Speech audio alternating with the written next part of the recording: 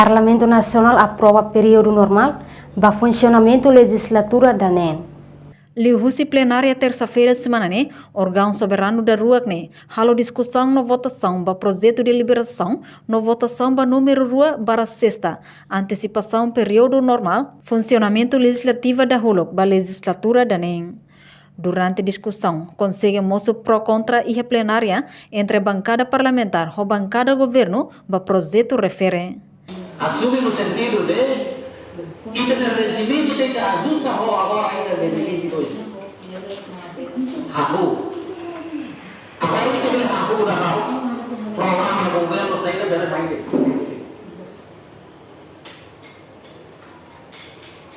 Regimento tem mais tem que ajustar tudo. Mesmo aldeia estado makasih. Tanpa governo normal que ona, kita kalau lahal normal atau normalização kalau kita. E devemos normaliza ou ajusta regimento, legislatura agora, de 22, e dentro da legislatura que temos, arrumou período de funcionamento normal.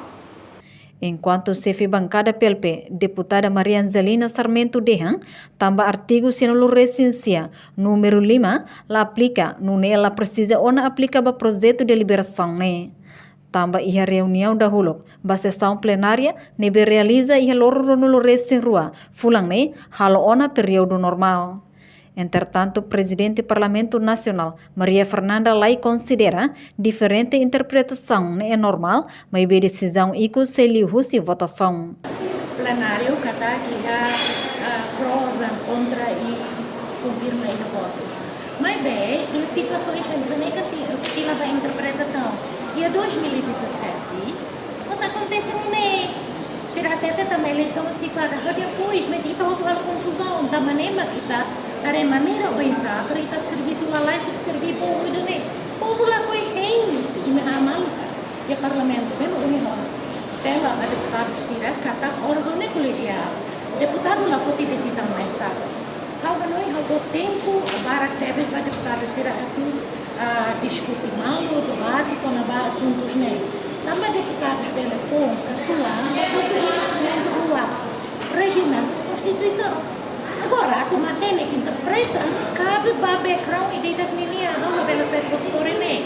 A maneira que eu tempo para teves, para bancadas da FETI, bancadas selo que na banca, discutir o rei da matéria.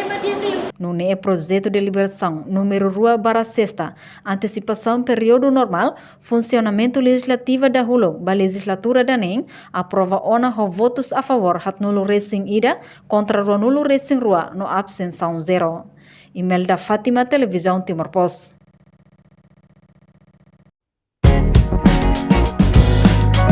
Janela Informação, bem Roto. Atau tem informação atual dia Clio, que tá luha. Anehan botão subscribe, like, halo, comentário, no faz tudo também mídia social Roto.